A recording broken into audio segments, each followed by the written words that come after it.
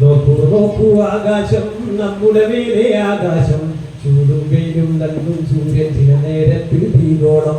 അമ്പിളി കണ്ടോ ചിരിതൂകി അമ്പലമാകെ നിറമേകി, ലംഘിമിനുങ്ങും താരങ്ങൾ പുഞ്ചിരിയഞ്ചുന്ന ആകാശം. കുട്ടികളെ നാം ചിന്തിക്കൂ, ഇവയുടെ പിന്നില്ലാരാണ് നമ്മുടെ നാടൻ.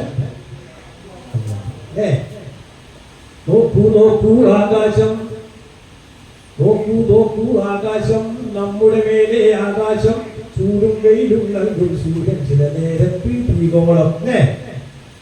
ചുറ്റും നോക്കൂ കുട്ടികളെ, കണ്ടില്ലേ പൂമ്പാറ്റകളെ, മരവും ചെടിയും പൂവുകളും മലയും പുഴയും തോടുകളും. അമ്പിളി സൂര്യൻ ഗോളങ്ങൾ, ആയിരം ആയിരം താരങ്ങൾ. ഒക്കെ പടച്ചവൻ ആരാണ്? ഒക്കെ പടച്ചവൻ. പാരിതിലെങ്ങും വെട്ടം നൽകി ശോഭ വരുത്തിയത് അല്ലാഹു. പന്ത് പിടിച്ചു കറക്കും മാതിരി ഭൂമി കറക്കും അല്ലാഹു. ഗാലക്സികളും ഗോളാദികളും പടച്ച റബ്ബാണ് അല്ലാഹു. ഓർക്കുക നേരത്തെല്ലാം നമുക്ക് നൽകിയത് അല്ലാഹു. വിതച്ച വിത്തുകൾ മുളച്ചുകൊണ്ട് ചന്തം നൽകിയത് അല്ലാഹു. രാവും പകലും നൽകി ജീവിത കൂട് വിതച്ചതും ആരാണ്? ആരാണ്? അല്ലാഹു അല്ലേ? ആ അല്ലാഹുവിന് വേണ്ടി നമ്മൾ നോമ്പ് പിടിക്കുന്നത് അല്ലേ? എല്ലാവരും കൈ വെച്ചവിടെ. ഇതെന്താ? കണ്ണ്. ഇതെന്താ? കാത്. ഇതെന്താണ്? കൈ. നമുക്ക് കാലുണ്ട് അല്ലേ? ഒരു പാട്ട് പാടാം. അന്ന് വെച്ച കൈ. കണ്ണുകൾ തന്നവനാരാണ്? പഠിക്കോ. കണ്ണുകൾ തന്നവനാരാണ്? കാതുകൾ തന്നവനാരാണ്? കൈകൾ തന്നവനാരാണ്? കാലുകൾ തന്നവനാരാണ്? എല്ലാം എല്ലാം അല്ലാഹു.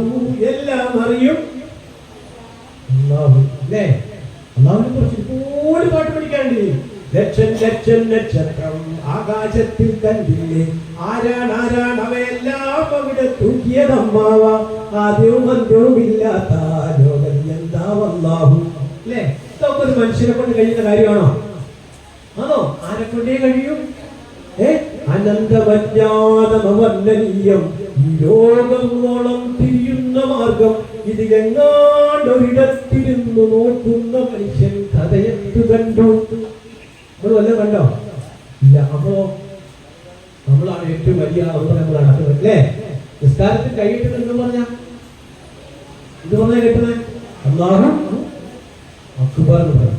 അല്ലാഹു അക്ബർ കൈയിട്ടുന്നത് എന്തിനാണെന്നറിയോ വെച്ചേക്കുന്നത്? നമ്മളാണ് ഏറ്റവും വലിയവരെന്ന് കരുതാനാ. അപ്പൊ ഈ കെട്ടുന്ന നമ്മൾ ആരാവണം? ഏറ്റവും ചെറിയവനാവണം അല്ലേ? പക്ഷെ നമ്മൾ പറയുന്നത് നമ്മൾ അള്ളാഹ് അടുത്തിരിക്കുന്ന കഴിയത്തില്ല. അങ്ങനെയാണ് കെട്ടേണ്ടത്. അല്ല, അള്ളാഹുവിന്റെ എല്ലാ സ്ഥാനവും അംഗീകരിച്ചു കൊടുക്കണം. അതാണ് അള്ളാഹു ആഗ്രഹിക്കുന്നത്. മനസ്സിലായോ? നമ്മൾ ഏറ്റവും നിസ്സാരനായിട്ട് ഭൂമിയിൽ നടക്കണം. എങ്ങനെ നടക്കണമെന്ന് പോലും ഖുർആൻ പറഞ്ഞില്ലേ? അല്ലേ? ഖുർആൻ പറഞ്ഞു എങ്ങനെ നടക്കണം, ഭൂമിയിൽ എങ്ങനെ നടക്കണം, വിദഗ്ധത്തോടെ വിനയത്തോടെ വളരെ അനുസരണശീലനായി നടക്കണം. നമ്മൾ ഏറ്റവും കൂടുതൽ അനുസരിക്കേണ്ട ആരെയാ? അള്ളാഹുവിനെ അല്ലേ? അതോടൊപ്പം തന്നെ അള്ളാഹുവിന്റെ റസൂലിനെ. റസൂലിന്റെ പേരെന്താ? നമ്മുടെ നബിയുടെ പേരെന്താ? നമ്മുടെ നബിയുടെ പേരെന്ത്? മുത്തു മുഹമ്മദ് സല്ലല്ലാഹ്. നബിയുടെ ഉപ്പ അബ്ദുല്ലാഹ്, ആമിന ബീവി പൊന്നുമ്മ. നബിയുടെ ജനനം മക്കത്ത്, അവരോ ഫാത്തു മദീനത്ത്. അള്ളാഹുവിന്റെ റസൂലാണ്, നേർവഴി കാട്ടിയ നബിയാണ്. നബിയെ നാം സ്നേഹിക്കണം, നബിയെ നാം പിൻപറ്റണം. മുത്തു നബിയുടെ മാർഗത്തിൽ ജീവിച്ചാലോ സ്വർഗത്തിൽ. മുത്തു നബിയുടെ മാർഗത്തിൽ ജീവിച്ച എവിടെയാണ്? എവിടെയാണ് സ്വർഗം? എവിടെയാ? ഇവിടെയാണോ? അല്ല അല്ലേ? ദുനിയാവാണ്. എന്താണ്? നമുക്കൊരു വീടുണ്ട് ഇവിടെ അല്ലേ? വീടില്ലേ? നമ്മൾക്ക് എല്ലാവർക്കും വീടില്ലേ? അല്ലാഹു തആല വീടല്ലേ? വീട് നല്ല വീട്, എന്റെ സ്വന്തം വീട്. ഉപ്പയുള്ള വീട്, ഉമ്മയുള്ള വീട്, സ്നേഹമുള്ള വീട്, നന്മയുള്ള വീട്, റബ്ബ് തന്ന വീട്, എന്റെ സ്വന്തം വീട് അല്ലേ? അവിടെ എല്ലാവരും ഇല്ലേ? സ്നേഹമുള്ള സന്തോഷമുള്ള വീടല്ലേ? അങ്ങനെ ആവണ്ടേ? നമുക്ക് ഈ വീട് മാത്രമാണോ ഉള്ളേ? അല്ല, ഇനി ഒരു പരലോകത്തൊരു വീടുണ്ട്. എവിടെ? മരിച്ചു ചെല്ലുമ്പോ ഒരു വീടില്ലേ? പരലോകത്തൊരു വീടുണ്ട്, സ്വർഗമലർന്ന വീടുണ്ട്.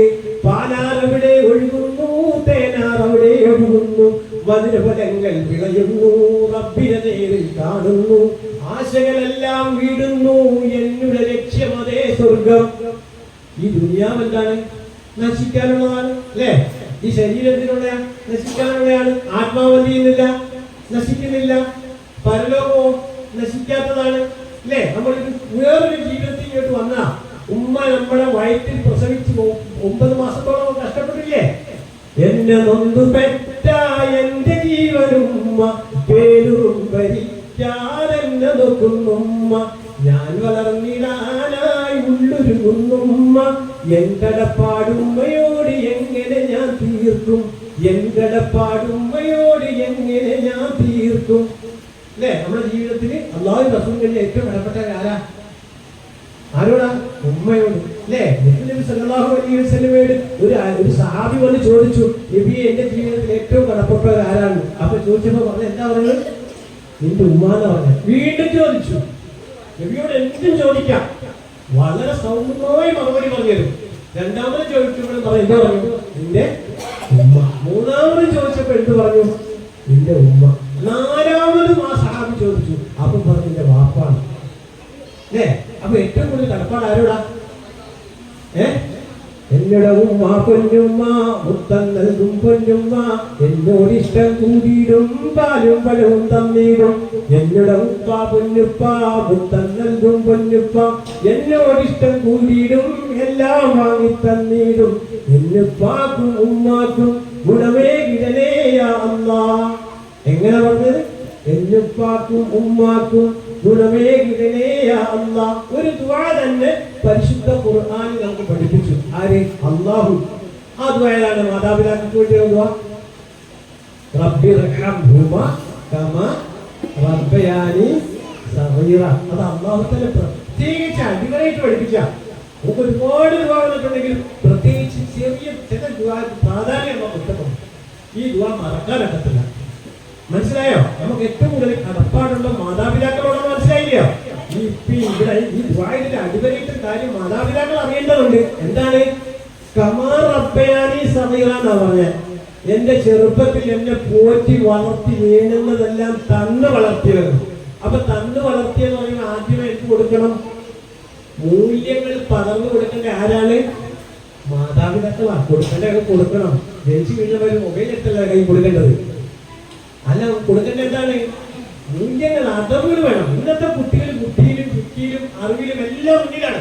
എല്ലാത്തിലും ഒരുപാട് എല്ലാത്തിലും കുട്ടികൾ അഡ്വാൻസ്ഡാണ്. കുറെ എല്ലാ കഴിവുണ്ട്. പക്ഷേ ഒരു കാര്യത്തിൽ മാത്രം കുറവുണ്ട്. എന്താണത്? അതവ്. അതെന്ന് പറയുന്ന മര്യാദകൾ. മൂത്തവരെ എങ്ങനെ ബഹുമാനിക്കണം, അവരോട് എങ്ങനെ വേണം. അതാണ് മാതാപിതാക്കൾ ആരാണ്? പോറ്റി വളർത്തിയതവരാണ്. ഗുരുനാഥന്മാരാരാണ്? വിദ്യ തരുന്നത് അവരാണ്. മൂത്തവർ വാക്കുകൾ എന്താണ്? മൂത്തുപഴിച്ച കനിയാണ്. ബഹുമാനിക്കുക നാം അവരെ ബഹുകേമന്മാരായിടുവാൻ. അപ്പൊ ഈ അതവും ഗുരുത്വമൊക്കെ എവിടെ കുറവാണ്? പുതിയ തലമുറയ്ക്ക് കുറവാണ്. അതുകൊണ്ട് എന്ത് ചെയ്യുന്നുണ്ട്? അവര് പരീക്ഷയിലേക്ക് ഒരുപാട് വിജയിക്കുന്നുണ്ട്. പക്ഷേ ജീവിതത്തിൽ വിജയം കണ്ടെത്തുന്നത് കുറവാണ്. എന്തില്ലാത്തതുകൊണ്ട്? അതവില്ല. അത് എവിടുന്ന് കൊടുക്കണം? വീട്ടിൽ നിന്ന് കൊടുക്കണം. മാതാവ് കൊടുക്കണം. വാപ്പ നബിയായാൽ പോലും ഉമ്മ ശരിയല്ലെങ്കിൽ ആ മക്കൾ എന്താവത്തില്ല, നന്നാവത്തില്ല. അതാണ് നൂഹ് നബി അലൈഹി സ്വലാത്തു വസ്സലാമിന്റെ ചരിത്രം പറയുന്നത്. കാരണം എന്താ? 950 വർഷത്തോളം പ്രബോധനം നടത്തിയ പ്രവാചകനാണ്. പക്ഷേ ഉമ്മ സ്വന്തം ഒരു മകനെ റൂട്ട് തെറ്റിച്ചു വിട്ടു. വാപ്പ ശരിയല്ലെന്ന് പറഞ്ഞു വിട്ടു. വാപ്പ ശരിയല്ലെന്ന് പറഞ്ഞു. അങ്ങനെ ആ ശരിയേട് ആ മകൻ നാശമടയുകയും ചെയ്തു. അപ്പോൾ നമ്മൾ മനസ്സിലാക്കണം, നമ്മുടെ കുട്ടികളെ പഠിപ്പിക്കേണ്ടത്, ഞാൻ പറഞ്ഞു വന്നത് എന്താണ്? എന്ന് മുതലാണ് വിദ്യാഭ്യാസം തുടങ്ങേണ്ടതെന്നാണ്. ഞാൻ ഒരു രാജ്യത്തിന്റെ പേര് പറഞ്ഞു. ഏത് രാജ്യമാണ്? നമ്മുടെ ഇന്ത്യയിൽ ഐക്യരാഷ്ട്രസഭയുടെ കണക്കനുസരിച്ച് നമുക്ക് എത്ര സ്ഥാനം വന്നെങ്കിലും വിദ്യാഭ്യാസത്തിന് 95-ാം സ്ഥാനം. 1ാം രാജ്യം ഏത് രാജ്യത്താണ്?